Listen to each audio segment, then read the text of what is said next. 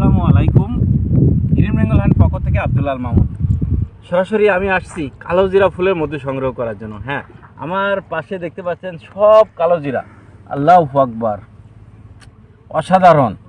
আপনি দুনিয়ায় বসে জান্নাতি খাবার খাচ্ছেন, তার মানে বুঝতে পারছেন যে আল্লাহ পাক সুবহানাহু ওয়া তাআলা আপনার জন্য কি নিয়ামতটা রাখছে। আমরা এত খাবারের ভিড়ে, অথচ আমরা এই খাবারটাকে আমরা অ্যাভয়েড করি। অনেকে চিন্তা করে কালো জিরা ফুলের মধু গুড়ির মতো স্বাদ কেন? আরে ভাই, কালো জিরা ফুলের মধুর বৈশিষ্ট্যই আছে কেন স্বাদটা গুড়ির মতো, এই জন্য এটা কালো জিরা ফুলের মধু।